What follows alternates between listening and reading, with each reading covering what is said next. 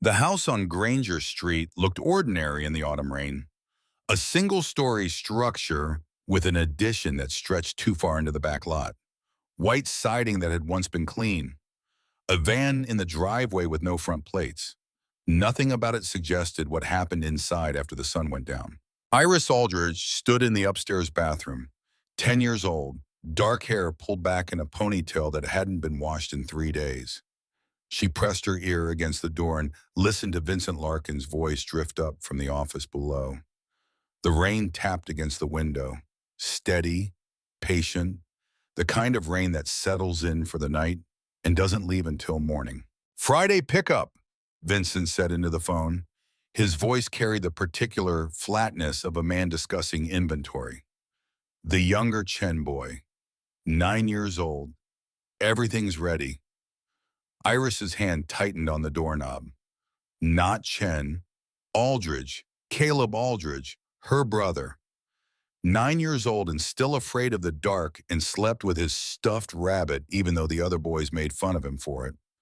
Friday, that was 5 days from now. She stepped back from the door, moved to the small window that overlooked the backyard. The property line backed up against an alley, a fence with a gate that Vincent never locked because he assumed none of the children would run. Why would they run? Where would they go? Iris had been asking herself the same question for 2 weeks, ever since her mother had dropped her and Caleb off at this house with a promise to return. 2 weeks of watching, waiting, learning the patterns. Vincent woke at 6, made coffee at 6:15, checked on the children at 9 every night without fail. Never earlier, never later. The back gate squeaked when it opened. The third step on the staircase creaked under weight. The office door locked from the outside, but the window didn't latch properly. Small details, the kind a scared child notices when there's nothing else to hold on to. But Iris wasn't scared anymore. She'd run out of scared 3 days ago when she'd realized her mother wasn't coming back. She reached under her shirt and pulled out the silver ring that hung from a thin chain around her neck. Her mother had pressed it into her hand that last morning, the morning everything had still seemed temporary, manageable. The morning before 2 weeks of silence stretched into something that felt permanent. "If I don't come back in 14 days, her mother had whispered, kneeling in the driveway while Vincent waited by the front door. "Find Wade Brennan, show him this, tell him Granger Street, he'll understand." Iris had wanted to ask questions. Why 14 days? Who was Wade Brennan? What was her mother handling that required dropping her children at a stranger's house? But her mother's face had held something Iris recognized even then. The look of someone who didn't have time for questions because time had already run out. So Iris had taken the ring, memorized the name, Wade Brennan, and watched her mother drive away in a car that needed the passenger door held shut with a bungee cord. 14 days had passed yesterday. Iris stood in the bathroom and made her decision the way a 10-year-old makes every decision that matters. Without ceremony, without drama, just a quiet shift from one reality to another. Caleb had 5 days. She had 3 sick notes already written. One for each morning she'd be gone. She'd practiced Vincent's patterns long enough to know he didn't check on sick children during the day. Too much trouble. Too much exposure to whatever bug they'd caught. He'd take her word for it through a closed door. She'd learned that from Emma, 11 years old and already an expert at buying time. 3 days to find Wade Brennan, whoever he was, wherever he was. The bar with the eagle sign. That's what her mother had said. Main Street, a bar, an eagle, a man who would understand a silver ring and a name whispered in a driveway 2 weeks ago. Iris turned from the window, dried her hands on the towel that 6 children shared, checked her reflection in the mirror. She looked tired. Good. Sick children looked tired. She'd sell it tomorrow morning when Vincent came to count heads before breakfast. She opened the bathroom door and walked down the hallway past the room where Caleb slept in a bunk bed with 3 other boys. She didn't look in, couldn't afford to. If she saw him sleeping with that stupid rabbit tucked under his chin, she'd lose her nerve. The plan required nerve. It required walking out of this house at 6 in the morning 3 days from now and not looking back until she found a man she'd never met and convinced him to believe a story that sounded impossible even to her. But impossible was better than Friday. Better than watching Caleb get into that van with no front plates and no bags and no promise of return. So Iris walked to her room, climbed into bed, pulled the blanket up to her chin, and stared at the ceiling while the rain continued its patient work against the window. She didn't sleep that night, or the next, or the next. By the time Friday morning arrived, she'd stopped expecting sleep anyway. The first note went onto her pillow at 5:45, written in the careful block letters of a child trying very hard to seem normal. I'm sick. Staying in bed today, Iris. She left it where Vincent would see it when he did his morning count. Then she slipped down the creaking staircase, stepped over the third step, moved through the kitchen where yesterday's dishes still sat in the sink, out the back door, through the gate that squeaked exactly the way she knew it would. The alley was empty. Dawn hadn't broken yet. The town still slept under its blanket of autumn fog. Iris walked. She'd stolen a jacket from the donation box in the basement. Bright red, too big in the shoulders. The zipper broken, but it was warm and it was hers, and she wore it like armor as she moved through streets she didn't recognize toward a destination she couldn't name. Main Street, a bar, an eagle sign. Her mother had said it like Iris would know what that meant. Like every 10-year-old carried a mental map of the town's drinking establishments. Iris didn't even know where Main Street was, so she walked until the sun came up, asked a woman opening a flower shop, got directions that led her 3 blocks east and 2 blocks south, walked until her feet hurt and the red jacket felt less like armor and more like a beacon announcing her presence to anyone who cared to look. No one looked. That was the thing she'd learned over the past 2 weeks. Adults didn't see children unless the children made themselves seen. And Iris had spent 2 weeks learning how to be invisible. She used that invisibility now. Moved through the morning crowds without making eye contact. Ducked into a library when a police car rolled past. Waited in the children's section until her heart stopped racing. The library closed at 9. Iris hid in the bathroom, locked the door, sat on the toilet lid, and ate the granola bars she'd stolen from the Cane House kitchen 3 days ago. Drank water from the sink, waited until she heard the night janitor's cart roll past. Then she slipped out, found an alcove behind the building, curled up in her red jacket with her back against brick that still held the day's heat. She didn't sleep, just waited for morning.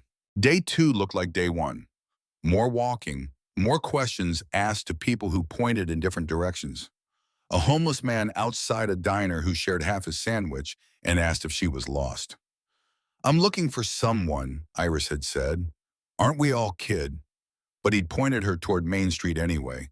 Told her to look for the tall buildings. The bars didn't open until evening, but the signs stayed up all day.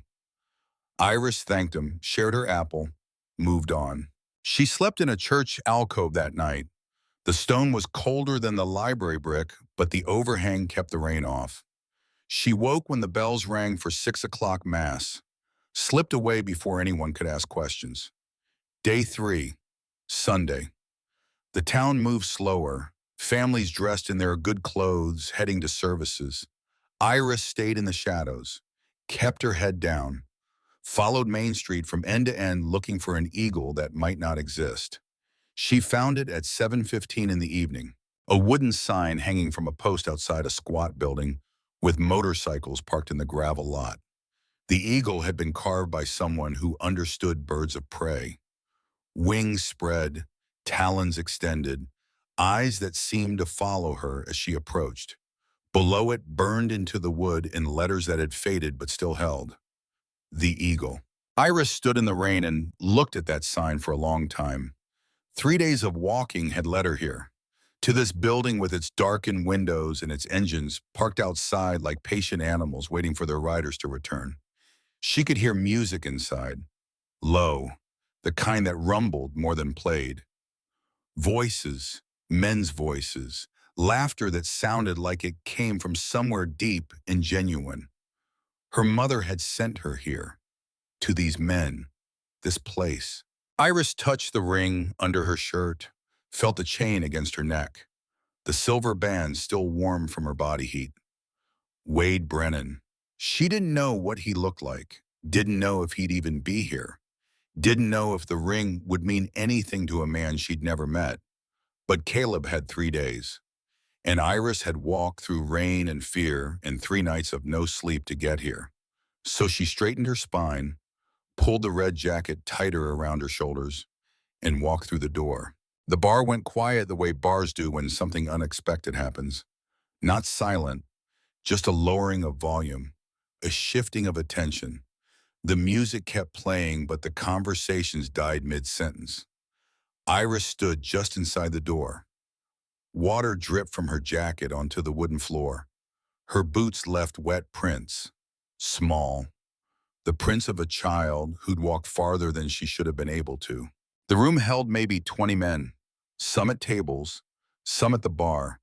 All of them turned to look at her with expressions that ranged from surprise to concern to something that might have been recognition. She scanned their faces, looking for something, some sign, some indication of which one might be Wade Brennan. And then she saw him. Not because he stood, not because he called out, but because he went completely still in the way that people do when they've seen a ghost. He sat at a corner table, alone, a beer in front of him that he'd been drinking when she walked in. Now his hand rested flat on the table, and his eyes were locked on something around her neck. The ring. Iris walked toward him, didn't hesitate, didn't stop when the other men shifted to watch. Just moved through the bar like she knew exactly where she was going, like she'd planned this moment for 3 days because she had. She stopped at his table. He looked up slowly. 50 maybe. Maybe younger and just worn. Dark hair going gray at the temples. Lines around his eyes that spoke of hard years and harder choices. He wore a leather vest over a black shirt. Patches on the vest. Symbols Iris didn't understand. But she understood the way he was looking at the ring. Like it meant something. Like it hurt to see it hanging around her neck. "Where did you get that?" His voice came out rough, unused to surprise. Iris reached up and pulled the ring out from under her shirt, let it hang visible against the red jacket. "From my mother," she said, her voice steadier than she felt. "She told me you'd know what it means." The bar had gone completely still now. Even the music seemed to lower. Every man in the room watching this moment unfold with the attention of people who recognized significance when they saw it. Wade Brennan stared at the ring, then at her, then back at the ring. "Sit down," he said. His chair scraped back. Iris pulled out the chair across from him and sat. Her feet didn't touch the floor. She let them dangle, kept her hands in her lap, maintained eye contact the way her mother had taught her. Never look away first. People who look away first lose. "What's your name?" Wade asked. "Iris." "How old are you?" 10. He absorbed this, processing. His hands stayed flat on the table, like he was keeping them there on purpose. Like if he moved them, he might do something he'd regret. "Your mother," he said carefully. "What's her name?" "Grace. Grace Aldridge." The name landed in the space between them. Iris watched Wade's face, watched something move through his expression. Recognition. Pain. Something older than both. A man at the bar, tall, younger than Wade, set his glass down hard enough that it clicked against the wood. Another man turned on his stool, slow, deliberate, but Wade kept his eyes on Iris. "Where is she?" he asked. Iris's hands moved from her lap to the table, flat, mimicking Wade's posture without meaning to. "I don't know," she said. "She gave me the ring 2 weeks ago. She said if anything happened to her, I should find the bar with the eagle sign and show it to whoever was in charge." Her voice didn't shake. She'd practiced this part, knew she needed to get through it without breaking down. "She said you'd know what it meant." Outside, the rain had picked up. Iris could hear it against the roof. Steady, relentless, The sound of water that had been falling for 3 days and showed no sign of stopping. Wade's jaw worked. He looked at the ring, looked at her. Then he reached across the table, not for the ring, for the lamp that sat at the table's edge. He pulled it closer, tilted it so the light fell directly on the silver band. Iris watched him examine it, watched his finger trace something on its surface. A scratch maybe, an imperfection that meant something to him. "I gave this to my sister," he said quietly, "the winter she turned 17. There's a cross etched here. See it? And this scratch, right here along the edge. That's been there since the day I gave it to her." He looked up, met Iris's eyes. "I haven't seen this ring in 11 years, not since the night Grace and I stopped speaking." The confession hung between them, raw, unadorned, the kind of truth that comes out when there's no time left for anything else. "She never said anything bad about you," Iris offered, because it was true, because her mother had been careful about that. Never blamed, never accused. Just went quiet when Iris asked about family, about the uncle she'd never met, about the reasons they were alone. Wade didn't answer that, just looked at her for a long moment. Then he stood, walked to the bar, opened a drawer behind it, came back with an envelope. Yellow. The kind of paper that had sat in darkness for years. He set it on the table between them. "Grace sent this 11 years ago. I never opened it." Iris looked at the envelope, at Wade's hands as he pulled it toward him, at the way his fingers hesitated before sliding under the flap. Inside was a single piece of paper, folded once, the creases deep from age. Wade unfolded it, read. His expression didn't change, but something behind his eyes did. "Wade," he read aloud, "if someone brings you this ring, it means I failed. Don't fail them. Grace." He set the letter down, looked at Iris.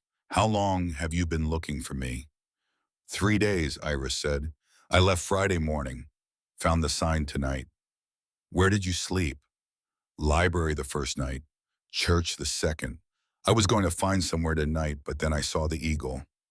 Wade absorbed this without comment, just filed it away with all the other pieces he was collecting. "Tell me about the house," he said. So Iris told him about Vincent Arkin and the house on Granger Street, about the 6 children living in rooms that held too many beds, about the rules, no calls, no visitors, nothing leaving the house without permission, about Marcus, 12 years old, gone 3 weeks ago on what Vincent called a field trip. No bags, no warning, just gone. About Caleb, 9 years old, her brother, whose name appeared in Vincent's binder with a date circled. Friday, 3 days from now. Wade listened without interrupting. The bartender brought Iris a bowl of soup without being asked, set it down with a gentleness that suggested he'd been listening too. Iris looked at the soup, then at Wade. "Are you hungry?" he asked. "Yes." "Then eat." She picked up the spoon, started eating with the focused efficiency of someone who'd learned not to draw attention to hunger. The soup was hot, simple. It tasted like safety felt, temporary but real. Wade watched her for a moment, then he turned toward the bar. "Reese," he called. The tall man who'd set his glass down earlier stepped away from the bar, moved to the table with the easy confidence of someone used to being summoned. "Yeah, I need you to take a ride, Granger Street, house at the end. I need eyes on it. Don't stop. Don't approach. Just tell me what you see." Reese looked at Iris, at the soup, at Wade. Then he nodded once. "Be back in 20. He was through the door before Wade finished, turning back to Iris. "How did you know Vincent wouldn't notice you were gone?" Wade asked. Iris set down her spoon, reached into her jacket pocket, pulled out a piece of paper folded small. She unfolded it on the table. 3 notes, written in her careful handwriting. "I'm sick, staying in bed today, Iris." Each one identical, dated Friday, Saturday, Sunday. "I left the first one this morning. I'll leave the others tonight and tomorrow if I'm not back." Wade looked at the notes, at her. You planned this. Yes. How long? 2 weeks since Mom left us there. She pulled out another paper, this one larger, unfolded it more carefully because the creases were deep and the paper had been handled too many times. A map, hand-drawn, every room labeled, every window marked, arrows showing which doors opened which way, notes about squeaking gates and creaking stairs and where Vincent kept the binder. Wade took the map, studied it. His expression didn't change, but Iris watched something shift in his posture. The way he held the paper, the care he took with it. You drew this, yes, from memory. How long did it take? 2 weeks. Mom taught me to pay attention, to remember details. She said details save lives. Wade set the map down carefully, looked at Iris with an expression she couldn't quite read. Your mother taught you well. She taught me to survive, Iris said quietly. I'm trying to teach Caleb the same thing, but he's 9, and he's scared, and Friday they're taking him somewhere he won't come back from. The words sat heavy on the table. True, undeniable. The kind of truth that demanded response. Wade stood, walked to the bar, had a quiet conversation with 3 men who'd been watching from their stools. They dispersed. Phone calls, movement, the kind of coordination that happened without orders being given. He came back to the table, sat down. Tell me about the binder, he said. So Iris did, about sneaking into Vincent's office, about the list of names and dates, about the 4 names crossed out, about Caleb's name circled in red with Friday's date. Vincent calls them placements, she said. He tells the kids they're going to families, but Marcus didn't have any bags, and the families never visit first, and the kids never write letters after. Wade's hands curled into fists on the table, slow, controlled, like he was keeping himself from doing something he wanted very badly to do. The door opened. Reese came back, rain-soaked. He moved to the table without stopping to dry off. House matches her map exactly, he said. Van in the driveway, no front plates, second vehicle on the street. Newer, out-of-state tags. Back gates open, saw movement in the rear windows. Couldn't get a count. Wade looked at Iris, at her map, back at Reese. How many adults could you make? Couldn't tell from the road, but the van's big enough for 5 or 6 if they're moving together.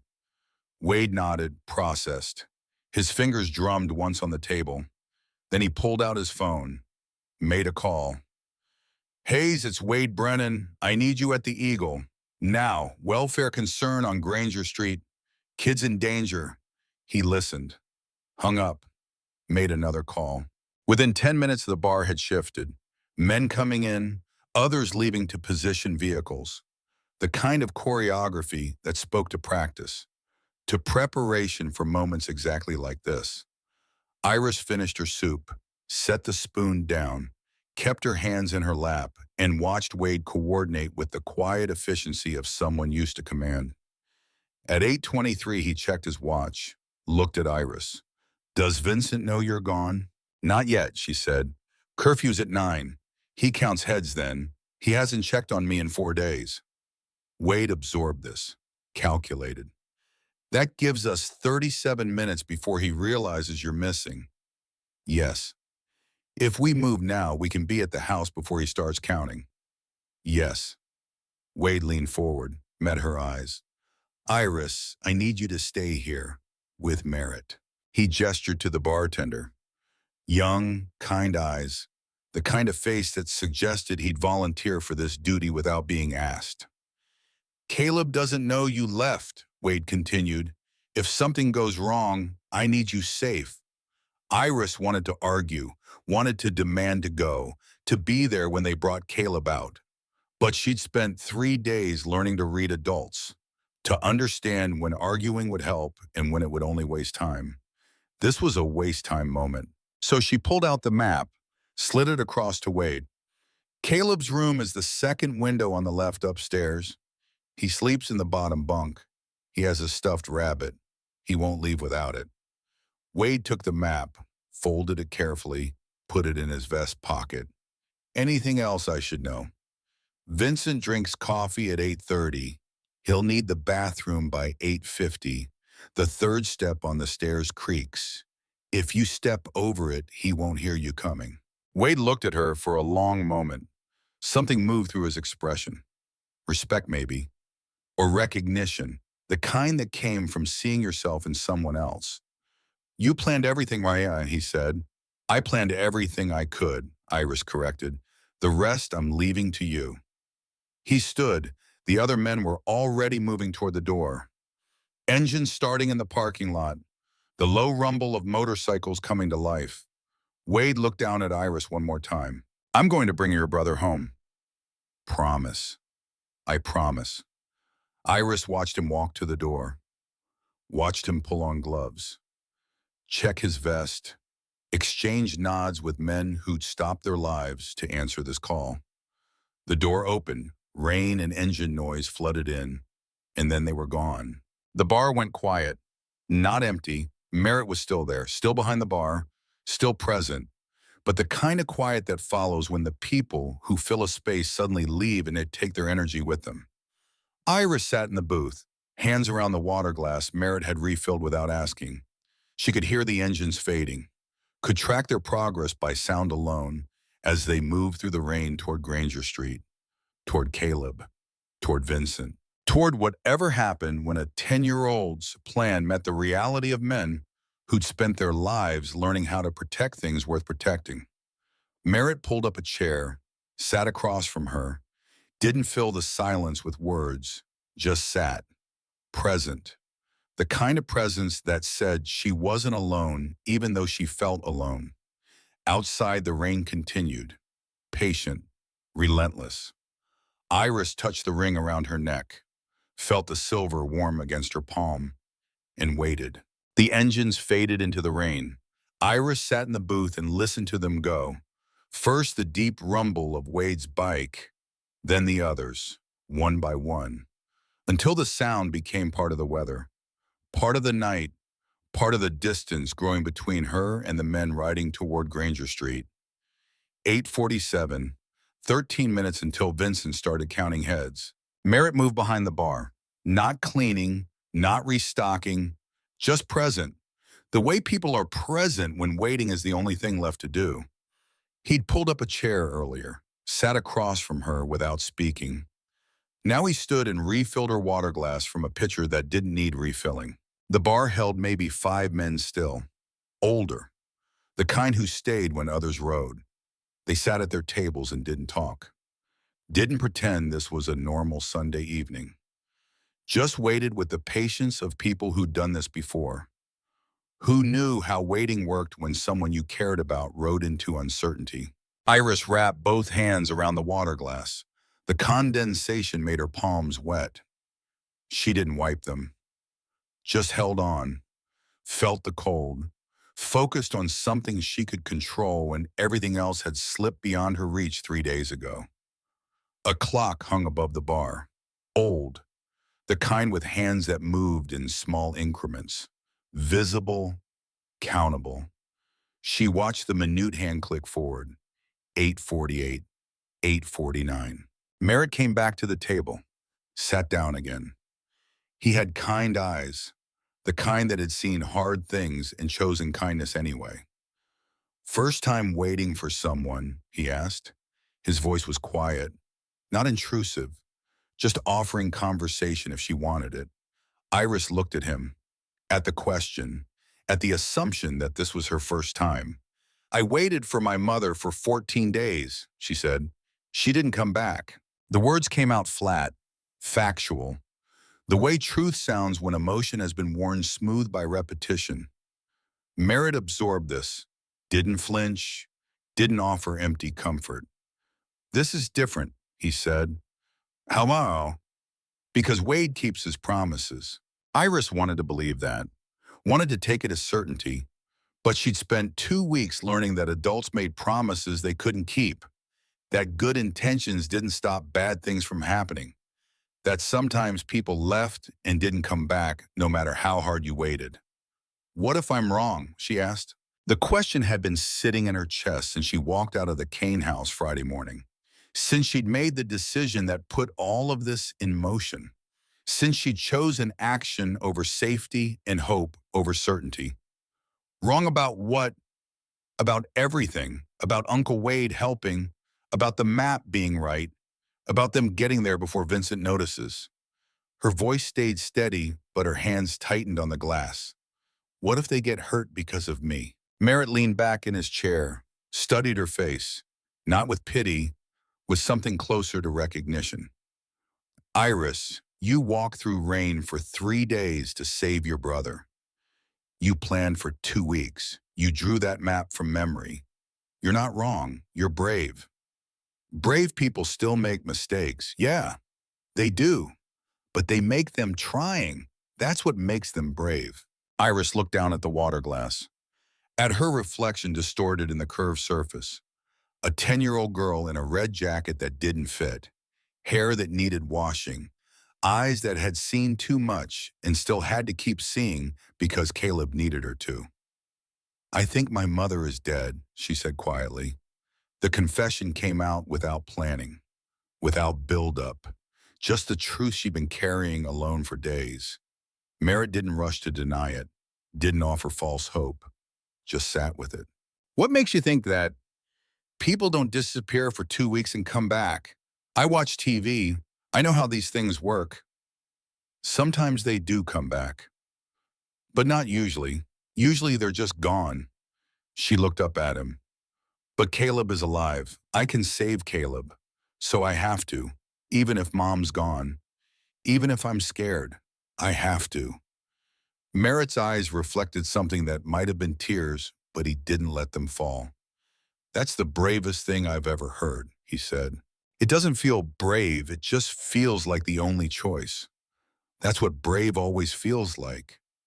8:52, the clock hands moved with mechanical precision, indifferent to the weight each minute carried, indifferent to a 9-year-old boy who didn't know his sister had spent 3 days walking through rain to find men who rode motorcycles and kept promises. Iris stood, paced to the window, looked out at the parking lot, empty except for a few bikes that belonged to the men still inside.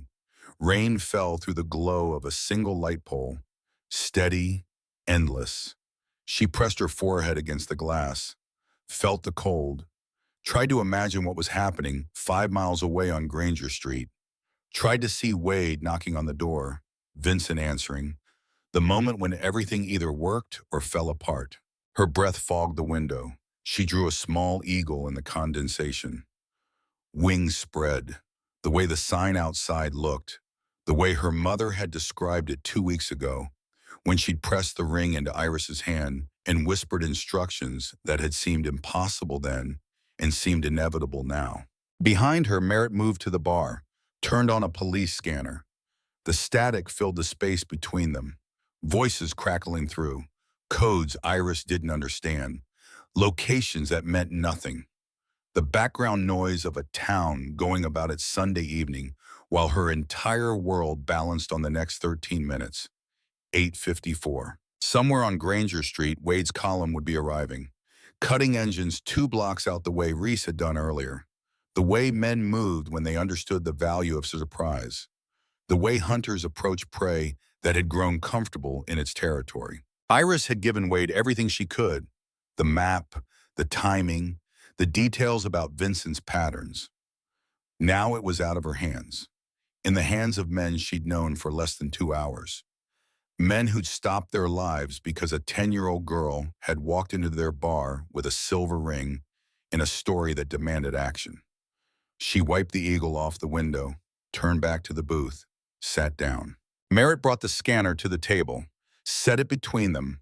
The voices continued their rhythm. Dispatch calling units, units responding. The ordinary machinery of law enforcement on a Sunday night in a town where nothing much happened. Until tonight, 8:56.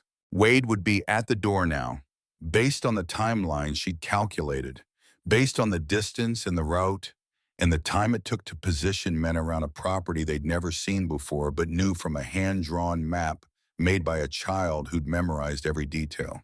Iris closed her eyes, tried to slow her breathing, tried to find the calm she'd maintained for 3 days. The calm that had gotten her here, that had kept her moving when everything in her wanted to stop and curl up and wait for adults to fix things. But adults didn't fix things, not without help, not without children brave enough or desperate enough to walk through rain and ask for what they needed. The scanner crackled.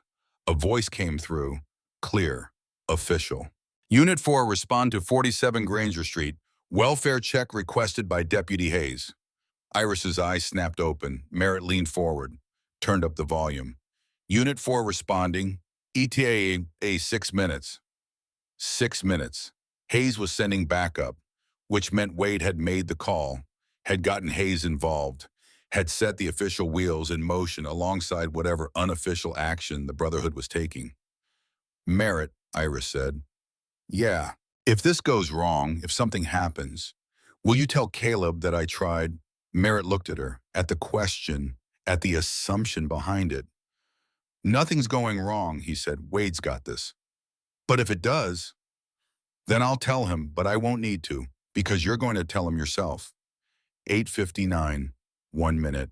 Vincent would be starting his count now, moving through the house, checking rooms, calling names. The nightly ritual that kept 6 children in line through routine and predictability, and the certainty that someone was always watching. Except tonight, someone was missing. And the sick notes Iris had left would only work until Vincent decided to check on her personally. Until he opened the door and found an empty bed and pillows arranged to look like a sleeping child. How long would that take?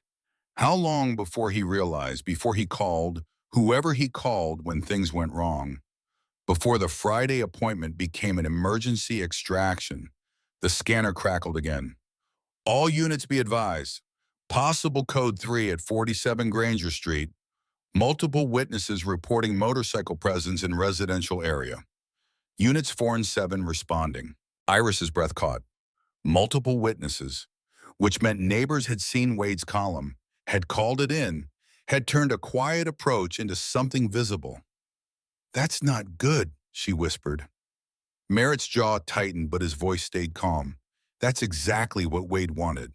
Witnesses, visibility. Hard to make kids disappear when the whole neighborhood's watching. Iris hadn't thought of that, hadn't considered that being seen might be part of the strategy. That men on motorcycles in a residential neighborhood would draw attention, would create the kind of pressure that made guilty people make mistakes. He's smart, she said. He's been doing this a long time. The clock hit 9 curfew. Vincent would be counting now. 1, 2, 3, 4, 5. Where's 6? Who's missing? Check the rooms. Find the note. Sick in bed. But which bed? Which room? When did I last see her? Iris's hands shook. She pressed them flat on the table, tried to steady herself the way she'd steadied herself for 3 days. But the waiting was harder than the walking, the not knowing harder than the not having. 9:01. The scanner continued. Unit 4 on scene at Granger Street, confirming motorcycle presence. Approximately 12 to 15 bikes. No signs of disturbance. Initiating contact with residents. 12 to 15 bikes. Wade had brought everyone. The entire chapter. Every man who could ride had ridden. For her, for Caleb, for children they'd never met. Iris felt something break in her chest. Not bad, not painful, just the release of pressure she'd been holding since Friday morning. The knowledge that she wasn't alone anymore, that she'd found the eagles, that they'd come. The front door of the bar opened. Cold air rushed in. A man Iris didn't recognize. Wet from rain. He moved to Merritt, spoke low. Hayes is on site. Wade's at the front door. Vincent opened up. Merritt nodded, looked at Iris. It's happening. Iris stood, moved to the window again, as if being closer to the glass would let her see 5 miles through rain and darkness to a house where her brother slept, unaware that his sister had moved heaven and earth to reach him. 9:03. The scanner continued its narrative. Units arriving, situation assessment, request for social services, The language of official intervention layering over whatever unofficial conversation Wade was having with Vincent Larkin at the front door of 47 Granger Street. Unit 7 requesting backup, confirming 6 juveniles on site, ages approximately 7 to 12. Adult male claims licensed foster facility. 6 juveniles, all accounted for, including Caleb. Iris's knees went weak. She caught herself on the window frame, stayed standing through force of will. "He's there," she whispered. "Caleb's there." Merritt was beside her, hand on her shoulder, steady. "He's there, and Wade's got him." But the scanner kept talking, and what it said next made Iris's blood go cold. "Be advised, adult male asking for documentation. Claims 1 juvenile unaccounted for.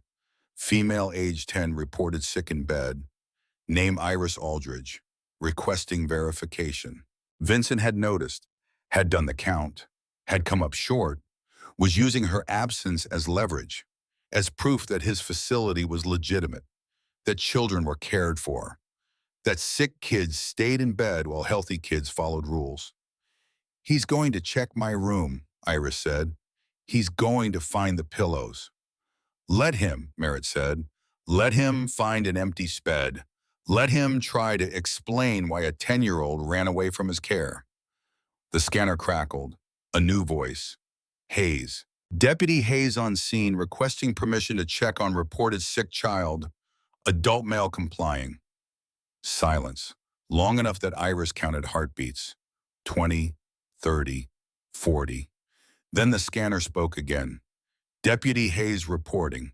Juvenile female not in designated room. Adult male unable to provide location.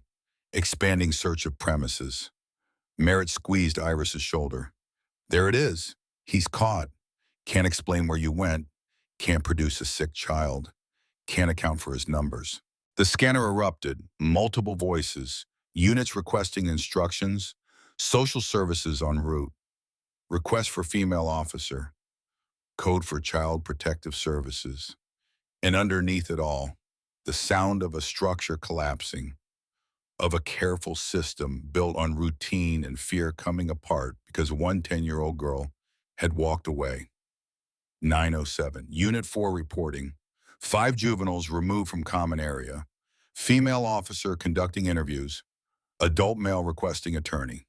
Attorney, which meant Vincent knew it was over. Knew that asking for a lawyer was the only move left when all other moves had failed. Iris pressed her hand against the window, left a print in the condensation. Small, the size of a child's hand. Proof that she'd been here, that she'd waited, that she'd set this in motion and seen it through. "They're going to bring them out," she said. "Yeah, all of them, including Caleb, especially Caleb." 9:12. The scanner spoke with mechanical efficiency. Social services on site, taking custody of 6 juveniles, ages 9 to 12, all appear physically unharmed, conducting preliminary assessments. 6 juveniles. Emma, the boys who shared Caleb's room, and Caleb. Iris tried to picture it. Hayes talking to them, asking questions. The kids answering with the careful neutrality of children who'd learned that adult questions often had wrong answers. Who'd learned to say what was expected rather than what was true. But Emma would talk. Emma was 11 and smart and had covered for Iris for 3 days. Emma knew what was happening. Emma would tell them about the binder, about the crossed-out names, about Friday appointments that came with circled dates. Unit 4 requesting evidence collection, adult male's office, possible documentation related to juvenile placements. There it was, the binder, Vincent's careful records, the proof of what he'd been doing, the dates, the names, the pattern that would look exactly like what it was once someone with authority examined it. 9:18. Iris's legs gave out. She slid down the wall, sat on the floor beneath the window. Merritt came down with her, sat beside her without comment, just present. "It's working," Iris said. "The plan is working." "Your plan," Merritt corrected. "This is your plan working exactly the way you designed it." I didn't design anything. I just walked to a bar. You walked to a bar with a map and a timeline and intelligence gathered over 2 weeks. You designed this. Wade's just executing it. The scanner continued. More units, more voices. The arrival of a social worker named Mrs. Monroe.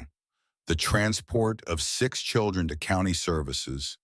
The arrest of Vincent Larkin on charges of child endangerment pending investigation. Each update another brick in the foundation of what Iris had built. Another confirmation that walking away had been right. That 3 days of rain and fear and empty stomachs had led exactly where they needed to lead. 923. Unit 4 to dispatch. 6 juveniles secured en route to county services for processing and placement. Adult male in custody. Scene secured. Secured, which meant it was over. The operation, the rescue, the moment when everything balanced on whether adults would believe a 10-year-old story. They'd believed it. Iris pulled her knees to her chest, wrapped her arms around them, let herself feel small for the first time in 3 days, let herself be 10 years old instead of the age she'd had to be to survive. When will they bring Caleb here? She asked. Soon, Merritt said. Wade will want you to see him before they take you to county services. County services, they have to process you, make sure you're okay, find temporary placement until they sort out what happens next. Iris hadn't thought about what came after. After the rescue, after Caleb was safe, after the part where she saved him. She'd only thought as far as getting him out, getting him away, getting him somewhere that wasn't that house with its circled dates and its appointments that ended with children disappearing. Will they separate us? She asked. Me and Caleb, Merritt's hesitation told her everything. They'll try to keep you together, but I can't promise. I need to be with him. He doesn't do well alone. I know. He'll be scared. Wade knows that too. He'll make sure they understand. Iris wanted to believe that, wanted to trust that the system that had failed to protect them would somehow succeed in keeping them together now. But trust was expensive, and she'd spent most of hers in the last 2 weeks. The scanner crackled, a new voice, Wade's voice, gravel and certainty. This is Brennan. We're heading back to the Eagle. ETA 15 minutes. Tell Iris her brother is safe. Iris's breath caught, hearing it, hearing Wade say it directly. Not through official channels, not through O's and U's and dispatch protocol, just direct, simple. The promise kept. Merritt stood, offered his hand, pulled Iris to her feet. You heard the man, Caleb's coming home. Home. The word felt strange. Iris didn't have a home anymore. Hadn't had one since her mother dropped them at Vincent's house 2 weeks ago. But maybe home wasn't a place. Maybe it was wherever Caleb was, wherever she could keep him safe. The sound of engines reached them before the bikes appeared. Low rumble building, growing. The sound of men returning from war. Victorious, intact. Iris moved to the door. Merritt opened it. Rain blew in. Cold, clean, washing everything. The first bike appeared. Wade's headlight cutting through the dark. Behind him the others, one by one. Pulling into the lot, engines cutting, silence after sound. The kind of quiet that follows when something significant has ended. Wade's bike carried 2 riders. Wade in front. Someone smaller behind him. Arms wrapped around Wade's waist, head pressed against his back. Caleb. Iris stepped out into the rain. Didn't run, just walked. Steady, the way she'd walked for 3 days. The way she'd learned to move when running would only waste energy she couldn't spare. Wade cut the engine, swung off the bike, reached back to help Caleb down. Caleb stood in the gravel, 9 years old, soaked through, wearing a jacket too small, eyes wide, searching, finding. Iris, his voice came out small, uncertain, like he couldn't quite believe she was real. Like 3 days of sick notes had convinced him she was gone. I'm here, Caleb.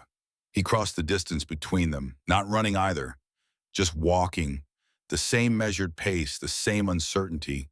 They met in the middle of the parking lot in the rain under the eagle sign that had brought them here. Iris wrapped her arms around her brother, felt him shaking, felt his tears against her shoulder, felt his hands clutch her red jacket like she might disappear if he let go. "You came back," he whispered. "I never left. I just went to get help. I thought you were gone, like Mom." "I'm not gone. I'm right here." She held him tighter, felt his heart beating against hers. Fast, afraid, alive. Behind them, Wade dismounted, stood with the other men, watching, not intruding, just bearing witness to the moment their action had created. Iris looked over Caleb's shoulder, found Wade's eyes across the lot. "Thank you," she said. Wade nodded once. A small gesture. Acknowledgement without claiming credit. The action of a man who understood that some thank yous couldn't be properly answered, could only be accepted. Headlights swept into the lot. A county vehicle. Official. Mrs. Monroe stepped out. Mid-50s, kind face, the kind of social worker who'd seen enough to know what mattered. She approached slowly, gave the children space. "Iris, Caleb, I'm Mrs. Monroe. I'm here to make sure you're both safe." Iris tightened her hold on Caleb. "We stay together," she said, "not a question, a statement." The line she wouldn't negotiate. Mrs. Monroe's face softened. "You stay together, I promise, tonight and every night until we figure out what comes next." "What about our mother, Grace Aldridge? She's missing. Someone needs to look for her." "Deputy Hayes is already working on that. We're going to do everything we can to find her."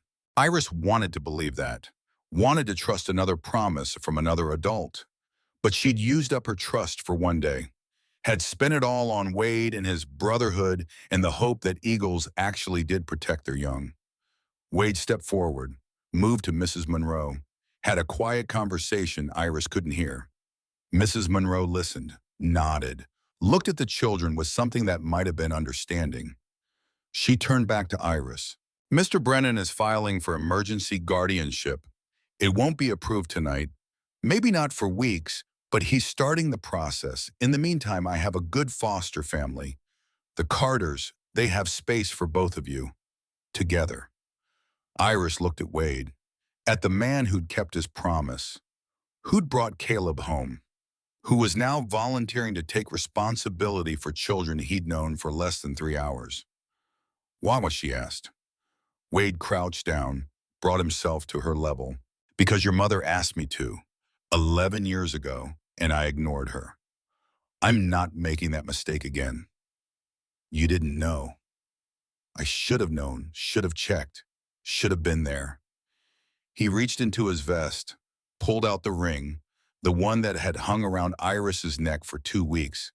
He held it between them. "Your mother gave me this the winter she turned 17. I told her it meant I'd always protect her.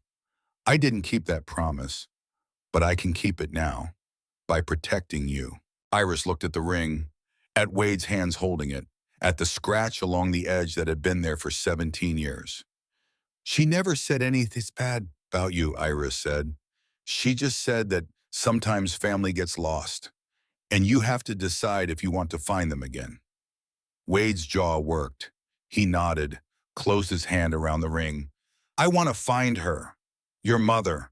I want to bring her home. Will you let me try?" "Yes." "Even if it takes time, even if it's hard, yes. Even if we don't know how it ends." Iris looked at Caleb, at her brother still pressed against her side, at the boy she'd walked 3 days to save, at the reason she'd done everything she'd done. "I know how it ends," she said. "It ends with us together. Everything else we'll figure out." Wade stood, looked at Mrs. Monroe. "Take care of them." "I will." He looked at Iris one more time. "I'll see you tomorrow. We'll talk about next steps."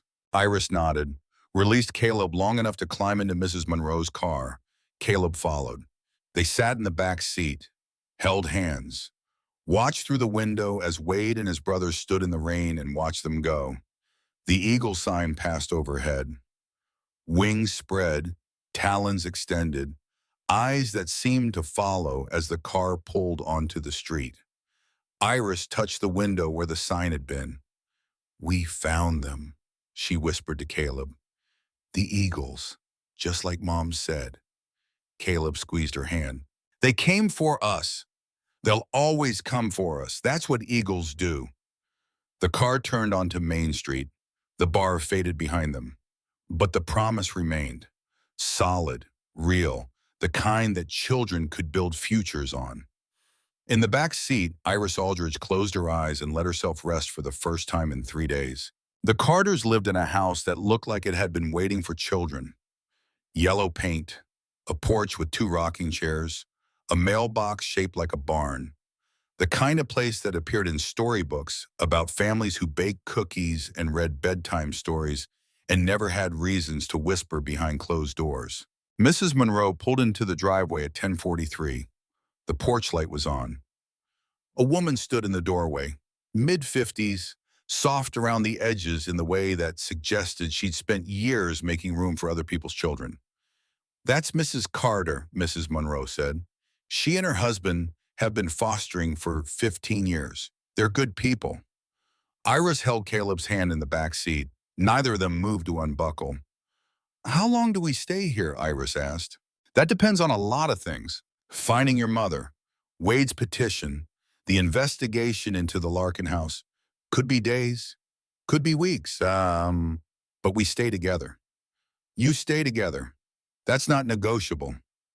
Mrs. Carter came down the porch steps, moved slowly, giving them time to adjust, to process, to decide whether they could trust another adult who made promises. She opened the car door, crouched down to their level. "Hi, I'm Margaret. You must be Iris and Caleb." Her voice matched her house. Warm, steady, the kind of voice that had welcomed frightened children before and knew how to make welcome sound genuine. "We have a room ready for you. 2 beds, clean clothes, food if you're hungry." Caleb looked at Iris, waiting for her decision, the way he'd learned to wait over the past 2 weeks. The way children learn to defer to siblings who've proven they can navigate dangerous waters. Iris unbuckled, climbed out. Caleb followed. Margaret Carter led them inside. The house smelled like something baking. Cinnamon, maybe? Or vanilla. The smell of normal, of safety, of the life other children lived while Iris and Caleb had been counting days in a house on Granger Street. Their room was upstairs, small, 2 twin beds with quilts that looked handmade, a lamp between them, a window that overlooked the backyard, clean, simple, nothing threatening. "Bathrooms across the hall," Margaret said. "Towels are in the closet. There's a toothbrush for each of you. Pajamas on the beds. They might be a little big, but we'll get your sizes tomorrow." She moved to the door, stopped. "I'm going to leave this open a crack. If you need anything, our room is at the end of the hall. Don't be afraid to ask." She left, footsteps fading down the hallway, the house settling into nighttime quiet. Iris and Caleb stood in the center of the room, still wearing their damp clothes, still holding hands, still not quite believing they were allowed to be here. "Is this real?" Caleb whispered. "I think so. What if it's not? What if we wake up and we're back there?" Iris squeezed his hand. "Then we'll leave again, and I'll find the eagles again, and they'll come for us again." Caleb nodded, processing, trying to build certainty from experience too recent to trust. "I'm going to shower," Iris said. "You should too. Then we sleep. Will you be here when I wake up?" "I'll be right in that bed, 3 feet away, all night." She released his hand, went to the bathroom, stood under water that ran hot and clean and endless, let it wash away 3 days of rain and fear and the particular exhaustion that comes from carrying a responsibility too heavy for small shoulders. When she came back, Caleb was in his pajamas, sitting on his bed, holding a stuffed rabbit that looked new, store-bought new, the kind that hadn't been dragged through years of childhood. "Mrs. Carter left it," he said. "Is it okay to keep?" "It's okay." He climbed under the quilt, held the rabbit close, watched Iris move to her own bed. Where's Mom? Yeah, thank you for coming back. I never left Caleb, I just went ahead. She turned off the lamp. Darkness settled, not threatening, just the absence of light in a room where children were allowed to sleep without counting minutes until curfew. Across the space between beds, she could hear Caleb breathing, slow, eventually even. The sound of a 9-year-old boy finally letting go of the fear he had held for 2 weeks. Iris stayed awake longer, listening, making sure, being certain that this was real, that they had actually made it out, that the plan she'd built from observation and hope had worked exactly the way she'd needed it to work. At some point, exhaustion won. She slept. When she woke, sunlight was streaming through the window, and Caleb was exactly where she'd left him, 3 feet away, safe. The days that followed held a strange quality, like living in a snow globe, beautiful, contained, separate from the world outside. The Carters fed them, gave them clothes that fit, enrolled them in a local school where teachers had been briefed to be gentle, to understand that these children had been through something, that normal wouldn't come easy. Iris attended classes, learned math she already knew, and history she'd never thought to question, sat in a cafeteria where other children had complained about homework, and discussed television shows, and lived lives that had never included circle dates and binders. She didn't make friends, didn't try. Friendship required trust and explanation and energy she couldn't spare. But she watched, learned, gathered information the way she'd learned to gather it. Patterns, rhythms, the difference between adults who kept promises and adults who meant well but couldn't deliver. Wade visited on Wednesday, showed up at the Carter house with papers, legal documents, the petition for emergency guardianship. Margaret made coffee, left them alone in the living room, understanding that some conversations needed privacy. Wade sat across from Iris and Caleb, hands folded on his knees, the same careful posture he'd held at the bar 5 days ago, when a 10-year-old had walked into his life and rearranged it. I'm filing to become your legal guardian, he said. Temporary at first, while we look for your mother. If we find her, she makes the decisions.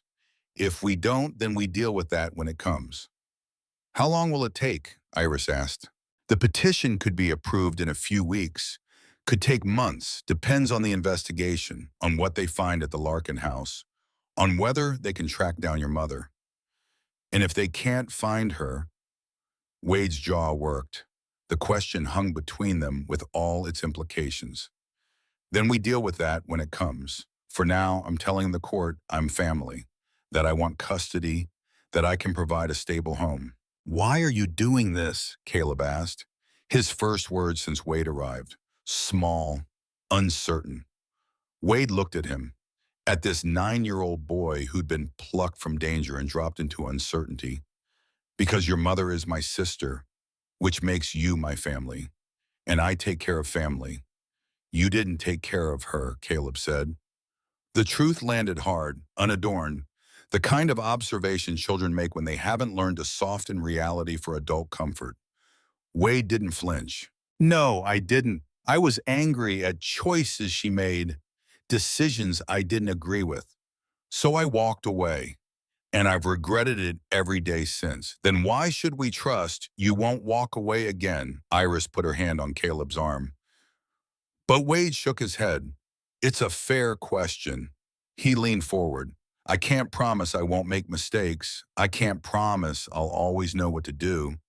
But I can promise I won't walk away. Not again. Not ever. You're stuck with me now. Caleb studied him. The way children study adults, looking for tells, for the signs that words and intentions don't match. Whatever he saw must have satisfied him because he nodded once. Acceptance without enthusiasm. The cautious agreement of someone who'd learned promises were easier to make than keep. Wade stood, handed Iris a business card. That's my number. You need anything, you call, day or night. It doesn't matter. You call. Iris took the card, memorized the number, added it to her collection of information that might matter someday.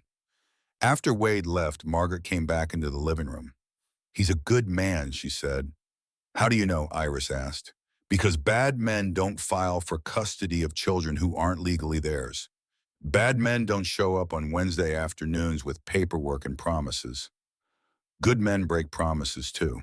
Margaret sat down, looked at Iris with the particular understanding of someone who'd fostered enough children to recognize trauma when it wore a 10-year-old's face. "Yes, they do, but the good ones try to keep them. That's the difference, they trim." That night, Iris lay in bed and thought about trying. About adults who tried and failed versus adults who didn't try at all. About her mother who tried to protect them by leaving them at Vincent's house, who tried and failed and disappeared trying. About Wade who was trying now, 11 years late, but trying. She fell asleep before she reached conclusions, woke to another day of school and normalcy, and the slow processing of trauma that couldn't be rushed. Week 2 brought Dr. Ellis, a child psychologist with an office that tried too hard to look friendly. Bright colors, toys, a couch instead of chairs. The kind of place designed to make children forget they were talking about hard things. Iris sat on the couch, answered questions, told the story of the past 2 weeks in the flat recitation she'd perfected. Facts without emotion, events without editorializing. The map of what happened without the territory of how it felt. Dr. Ellis listened, took notes, asked follow-up questions that Iris saw coming before they arrived. "How are you sleeping?" "Fine. Any nightmares?" "And no." "How are things with Caleb?" "Good. We're together. That's what matters." Dr. Ellis set down her pen, leaned back. "Iris, you don't have to be strong here. This is a safe space to not be strong." "I'm not being strong. I'm being careful." "What are you being careful about?" Iris looked at the toys, at the bright colors, at the office that tried so hard to make trauma feel manageable.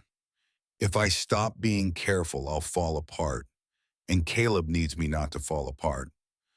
"What if Caleb needs you to show him it's okay to fall apart, that he doesn't have to hold it together all the time?"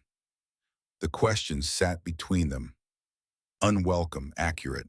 Iris felt something crack in her chest, small, hairline, the beginning of a fracture she'd been preventing through sheer force of will.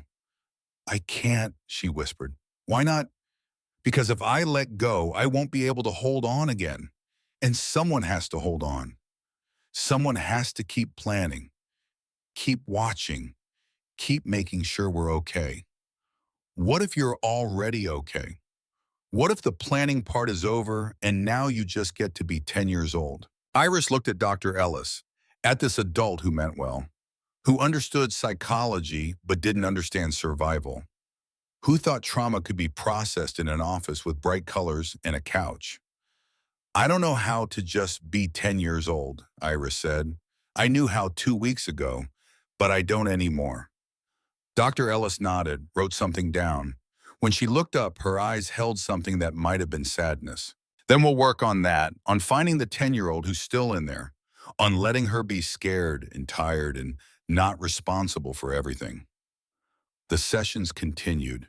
Twice a week, Iris went, answered questions, practiced the exercises Dr. Ellis assigned, tried to learn how to let go of vigilance that had kept her alive. It didn't come easy.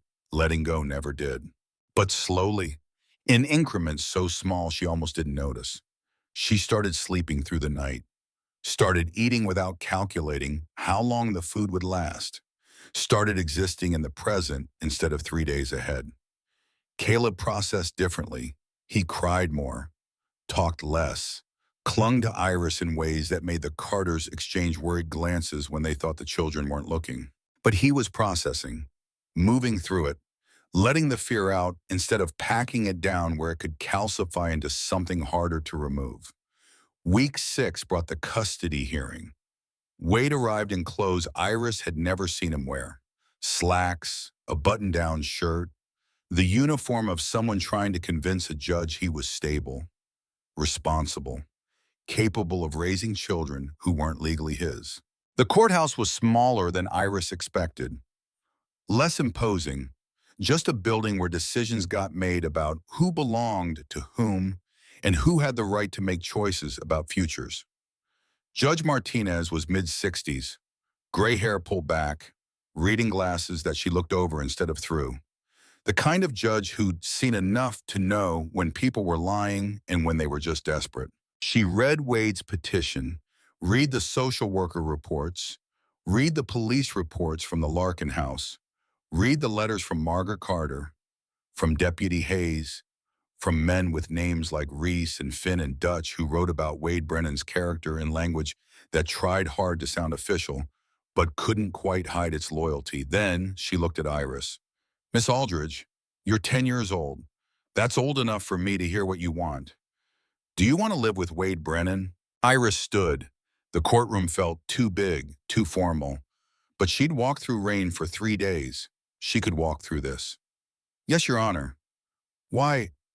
Because he kept his promise. He said he'd bring my brother home, and he did. He said he'd file for custody, and he did. He says he won't walk away, and I believe him. What if we find your mother? What if she comes back and wants custody? Then she gets it. She's our mother, but until she comes back, Uncle Wade is family, and family shows up.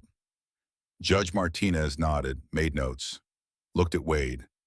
Mr. Brennan, you haven't seen your sister in 11 years. You had no contact with these children until 6 weeks ago. Why should I believe this is about family and not guilt? Wade stood, met the judge's eyes. Because it's both, Your Honor. It's guilt that I wasn't there when Grace needed me. And it's family because they're blood, and blood matters. I can't change the past, but I can change what happens next. And what happens next is that these kids have a home with me for as long as they need it. The judge considered, looked at her paperwork, at the children, at Wade, at the decision that would determine what happened to 2 kids who'd already had too many decisions made for them by adults who didn't ask what they wanted. Temporary guardianship granted, pending further investigation, pending attempts to locate Grace Aldridge, pending quarterly reviews. You'll check in with social services monthly. Any concerns, and we revisit this immediately. The gavel came down. Decision made. Future determined. Wade and Iris looked at each other across the courtroom. No celebration, no relief, just acknowledgement. The beginning of something that might work if they tried hard enough. 2 weeks later, Iris and Caleb moved into Wade's house. It was smaller than the Carters, a 2-bedroom on the edge of town, the kind of place a single man lived when he didn't expect to need space for children. But Wade had cleared out his spare room, put in bunk beds, made space where space hadn't existed before. Iris took the top bunk, Caleb the bottom. They unpacked their things, the clothes the Carters had bought, the few items salvaged from the Larkin house, the stuffed rabbit Caleb still slept with, even though he was too old for it. Wade stood in the doorway. Rules are simple: school, homework, no lying. If you need something, ask.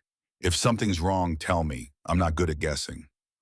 What if we break a rule? Caleb asked. Then we talk about it, figure out why, fix it if we can, but nobody's getting sent away. You're here. That's not changing.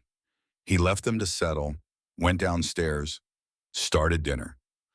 The kind of normal evening routine that felt revolutionary after 2 weeks of uncertainty. Iris climbed to her bunk, looked out the window, could see the edge of town from here, the buildings, the streets, the ordinary life happening below, while she tried to figure out how to live an ordinary life herself. Caleb climbed up, sat beside her. Do you think Mom's alive? He asked. Iris had been avoiding this question. From Dr. Ellis, from herself, from the hope that kept trying to surface despite everything logic told her. I don't know, she said. I want her to be, but wanting doesn't make things true. Uncle Wade's still looking. I know. Does that mean you think she's alive? Iris looked at her brother, at 9 years old, trying to understand a world that had proven itself unsafe. I think Uncle Wade believes she's alive, and he's been wrong before, but he's trying to be right this time, so maybe we let him try. Caleb nodded, climbed back down, settled into his bunk with the rabbit tucked under his arm. The weeks became months. School continued. Therapy continued. Life arranged itself into patterns that started to feel like routine instead of temporary. Wade taught them to ride bikes, helped with homework, showed up to parent-teacher conferences looking uncomfortable but present, did the work of guardianship without claiming credit for it. Iris watched, waited, looked for the moment when he'd fail, when the promise would break, when walking away would become easier than staying. The moment didn't come. November faded into December. The town decorated for holidays. The Carters invited them for Thanksgiving. Wade said yes. They went, ate turkey, pretended this was normal, that families fractured and reformed all the time, that gratitude could exist alongside grief. On Christmas Eve, Wade brought them to the bar. It was different than that first night, quieter, just the core group, Reese, Finn, Merritt, Dutch, the men who'd ridden to Granger Street and brought children home. They decorated, a small tree in the corner, lights that blinked, the kind of effort men made when they wanted children to feel like children.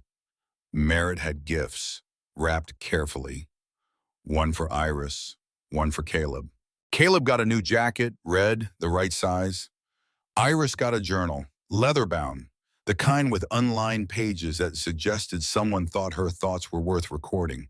She ran her fingers over the cover, felt the texture, the weight, the implication that she had thoughts worth keeping.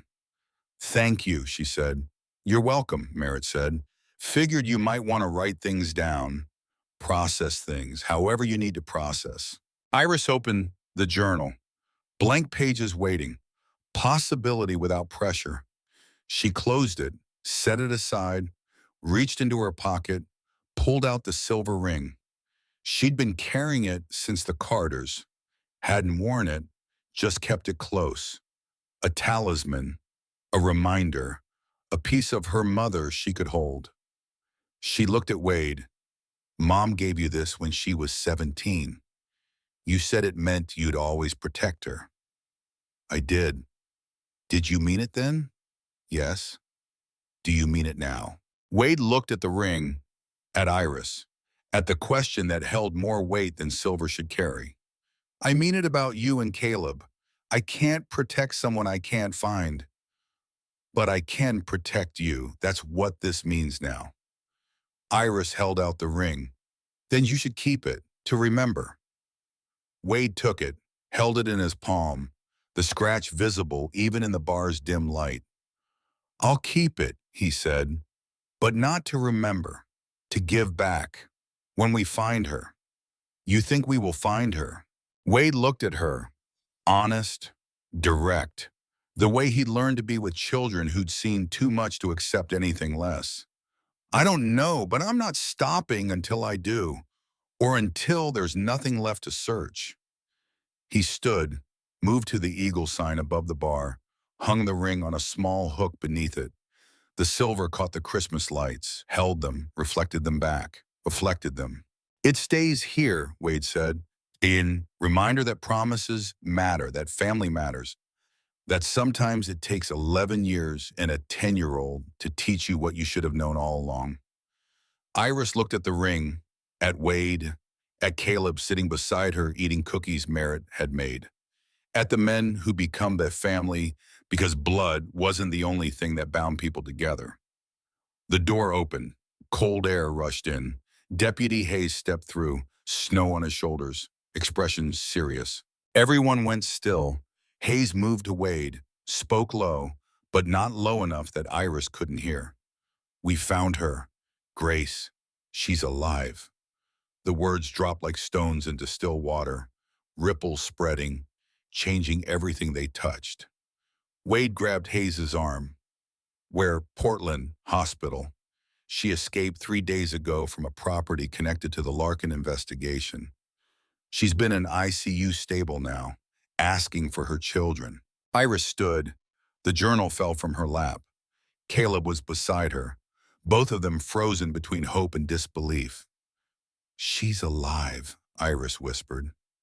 Hayes looked at her, nodded. "She's alive, and she wants to see you."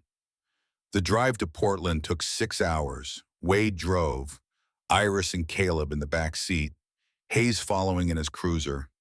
The kind of convoy that formed when something important needed witnessing.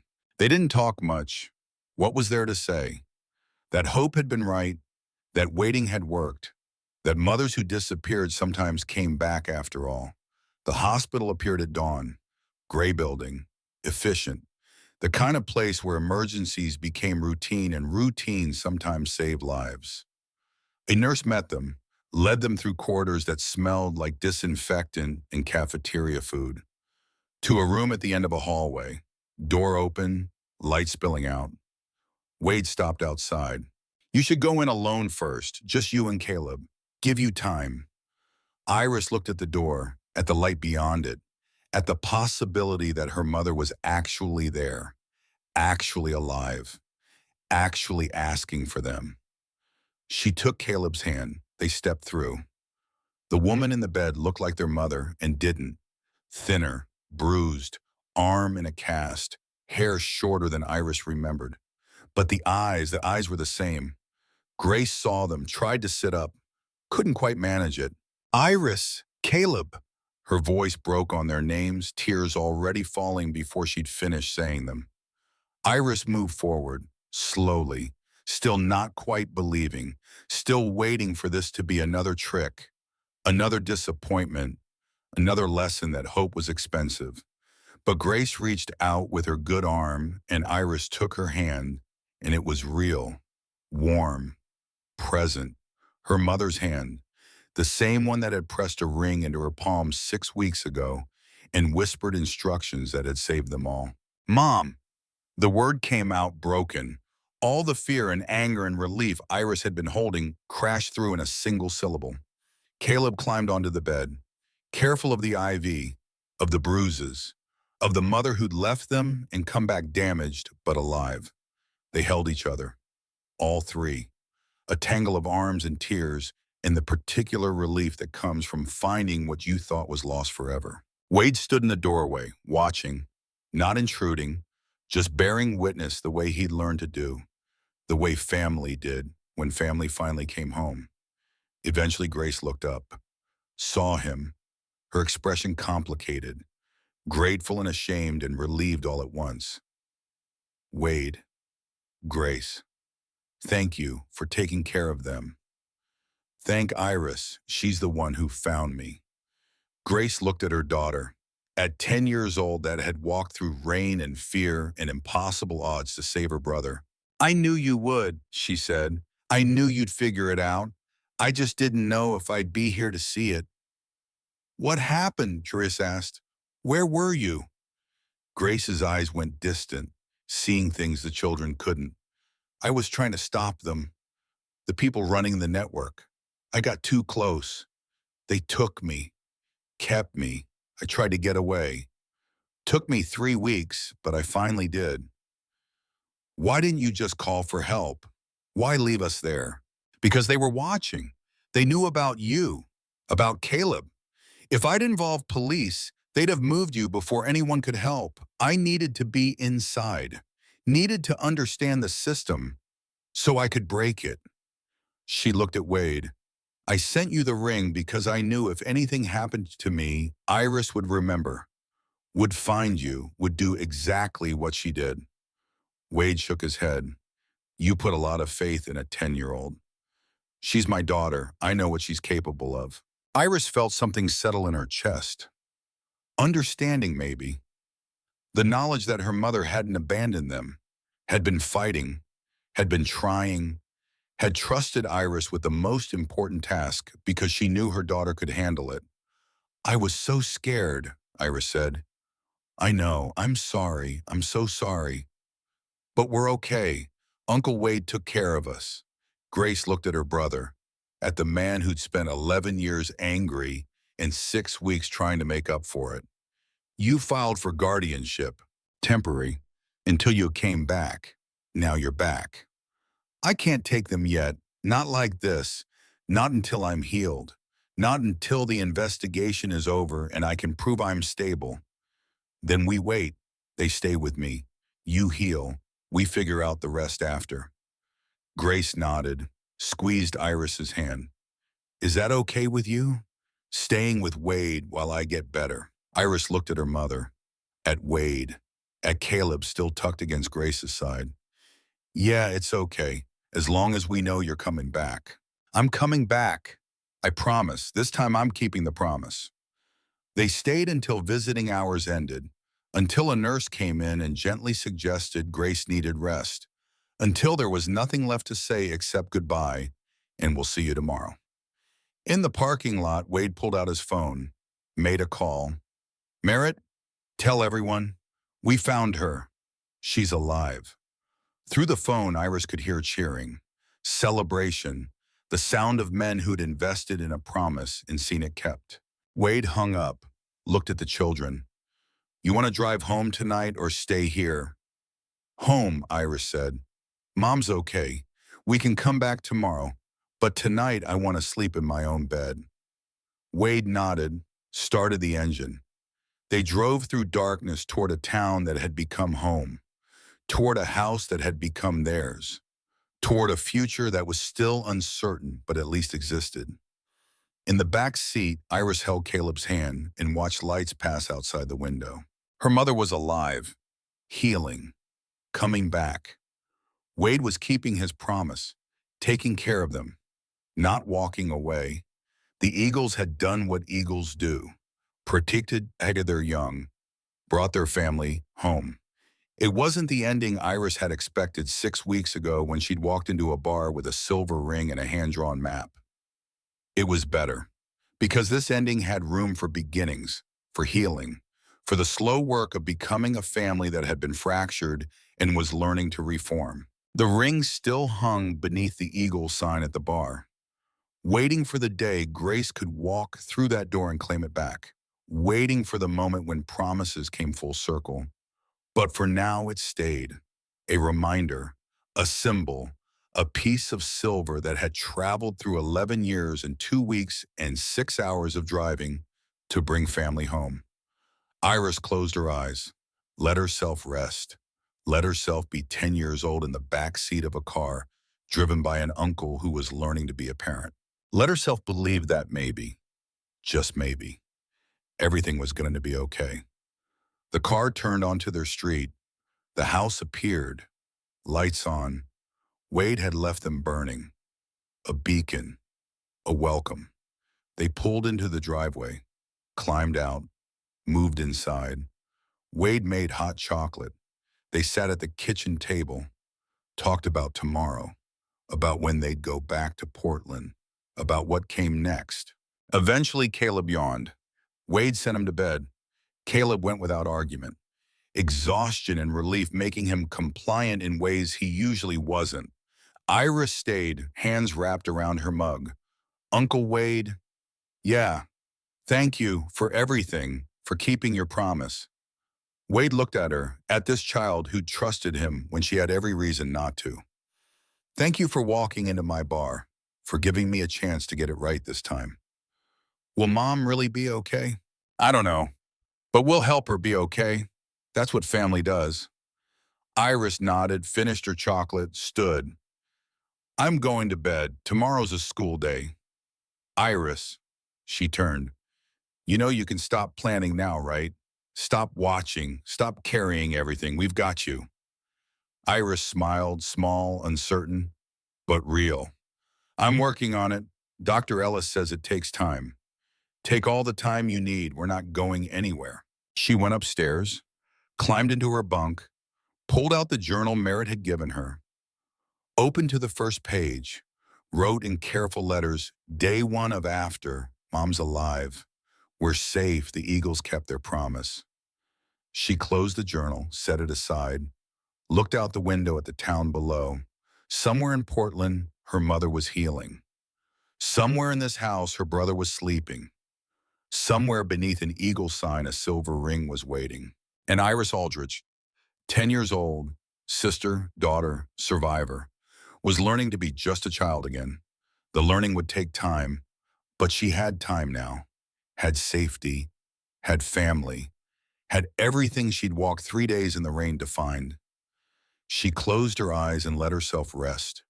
And for the first time in 6 weeks, she didn't count the minutes until morning.